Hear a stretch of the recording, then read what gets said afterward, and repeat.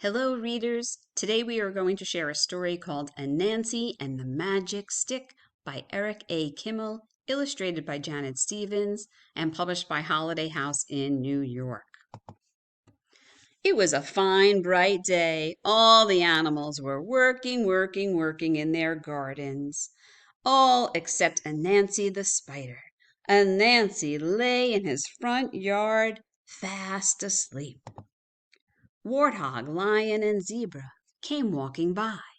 "Look at Anansi! He is so lazy," said Zebra. "His house is falling apart. His yard is full of trash. He wouldn't get out of bed if his house caught fire." "Anansi is so lazy he falls asleep standing up," said Lion. "He is so lazy moss grows on his head," Warthog added. Well, their noisy laughter woke Anansi. "Be quiet! I am not lazy at all. I am thinking. My mind is working hard." Anansi tapped his forehead. The animals laughed even harder. Anansi walked away. "I don't have to listen to you. I'll find another place to sleep. Think." Anansi started walking down the road. Before he knew it, he had walked all the way to Hyena's house. Hyena lay in his hammock, fast asleep. His house was neat and tidy. His yard was beautifully planted with shrubs and flowers. What is Hyena's secret? Anansi wondered. No one ever sees him working, yet his house always looks beautiful. I need to find out how he does it. And Anansi hid behind a bush, watching and waiting. Hyena woke up. He noticed a pile of dust on the path. He spoke to a stick that was leaning against a post. "Hocus pocus, magic stick, sweep this dust up, quick, quick, quick." As Anansi watched, the magic stick swept away the dust. When the dust was gone, Hyena said, "Abracadabra, cadabra," and down fell the stick. Hyena leaned it back against the post and went inside his house. "That's just what I need," said Anansi.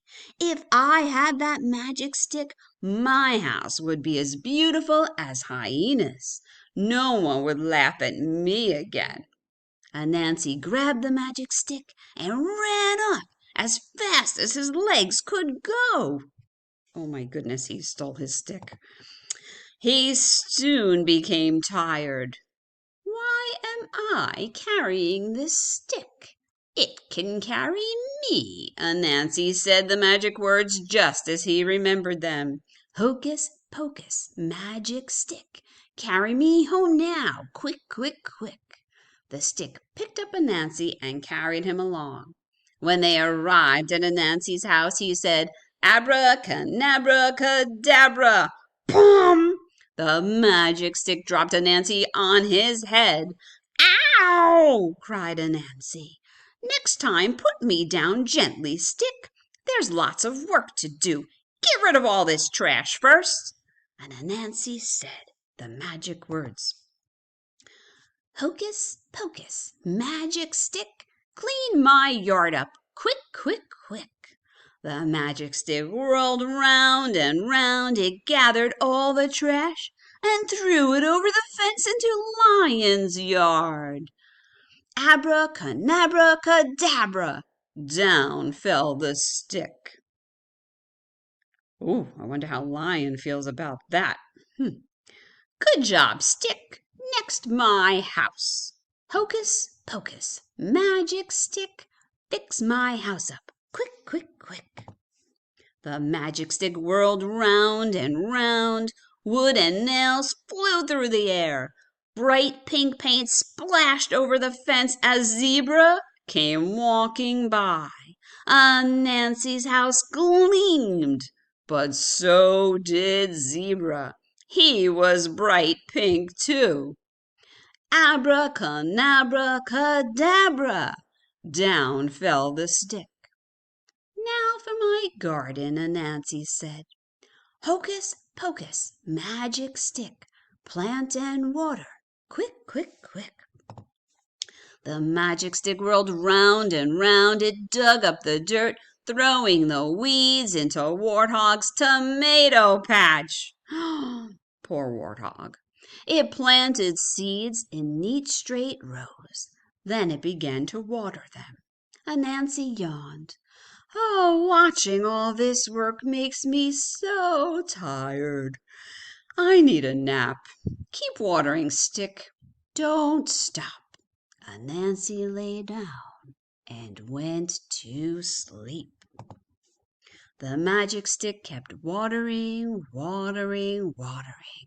The vegetables grew bigger, bigger, bigger. The water flowed across Anansi's yard and out the gate. A trickle at first, then a stream, and then a flood. Then a mighty river. Look at all those animals. Do you see the people here? I just want to point out that this is the author. This is the illustrator, Janet Stevens. She painted herself in the illustrations. And this is the author, Eric A. Kimmel. And he has a pencil behind his ear, and she has a paintbrush in her mouth. I thought that was kind of cool. So then a mighty river. "Help!" the animals cried. "Help!" cried Anansi, waking up to find himself afloat in the middle of a raging river. He tried to make the water stop, but he couldn't remember the magic words. Canabra, catabra, cadabra? Colabra, kazabra, kababra. Kajabra, kamabra, kapabra? Nothing happened. The water kept flowing. "Help!" cried Anansi. Hyena came drifting by. "Hello, Anansi," he said. "It's a nice day to be on the water. By the way, I'm looking for a magic stick. Have you seen it?" "Heh, a funny-looking stick just came floating by," Anansi said. "I can't see it now. It must be underwater. I think Crocodile ate it." "Or else he's using it as a toothpick. I better get it back before he breaks it." Hyena leaned over the water and said, "Hocus pocus, magic stick. No more magic. End of trick. Abra, canabra, cadabra." The river stopped flowing, leaving behind a wide lake. "What are you going to do about this lake?" all the animals asked. "There's nothing I can do," Hyena said. "The lake is here, and here it stays. You will have to learn to enjoy it." So they did. The animals built new homes on the lake shore. They swam, jumped, and played in the bright blue water. But someone was missing. Where was Anansi? Did the flood sweep him away? Did he tumble over a waterfall? Poor Anansi, the animals sniffled, wiping away their tears. "We will never see him again." They were wrong. Anansi was far away on the other side of the lake, floating along in his new houseboat, sleeping all day and planning new tricks, which is just what Anansi does best. And was Anansi and the Magic Stick. And there are other books about Anansi too, and he is a trickster.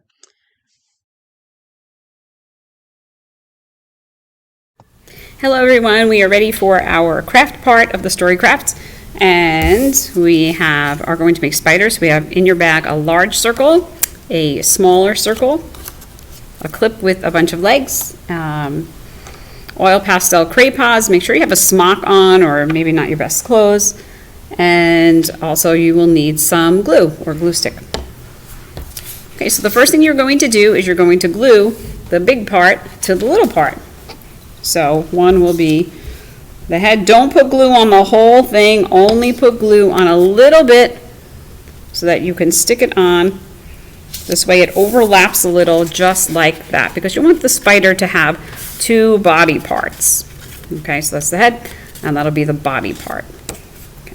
Then you are going to add the legs. I flip it over. I usually leave that on top, and then I flip it over. And you will need, spiders have 8 legs, so you will need 4 on each side. So you're going to take a little bit of glue, same thing, just put a little bit of glue on a little piece of the leg, and then stick it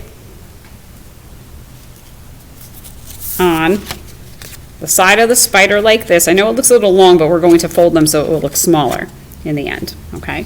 So you're going to do 4 on each side. So just continue to do that. Let me move my camera down so you can see what I'm doing. So you'll do that.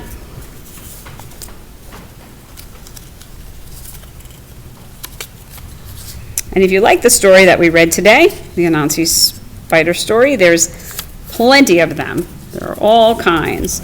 There's the irregular, the first one, Anasi does the spider. Then there's Anasi and the talking melon, Anasi's party time. There's all kinds. Or maybe you like nonfiction books about spiders. All right. So just keep doing that with the legs until you have 4 on each side. You can overlap them a little as you glue them. That might be a good thing to do. This way you don't have them all straight and sticking out in one space. Whoops. Okay. So your legs will be on, and your spider, once you have them all, will be looking something like this. That one needs to be turned a little. Okay. Something like this.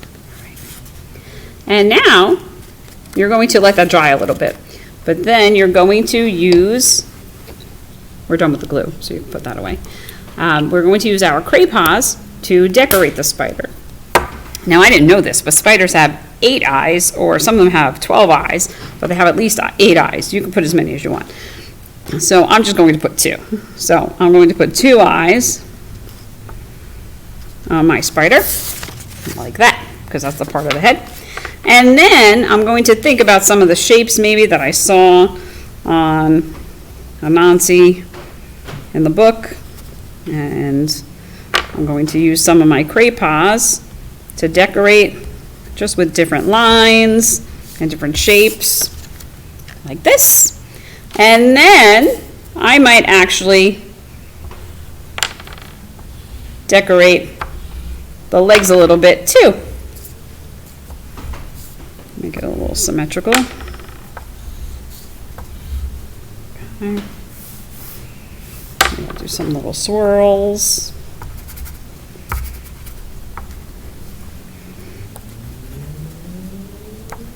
Crayons are fun because they're like chalk and a crayon mixed together. So they're kind of cool. Okay, so when you have your decorations on your spider and your spider is ready, and you have it the way you want to, and I'm going to put Google eyes in your package too in case you want to use those, but you can just do it with the crayons if you'd like. What you're going to do is you're going to fold the legs like a fan fold. So that means you're going to go like this, and then fold back, and then fold forward, and then fold back. And you're going to do that to all of the legs like this. So, forward and back, forward and back. Sometimes if I'm not decorating it, I would do this before I glue them on, but if I'm coloring them, I want to put them on first.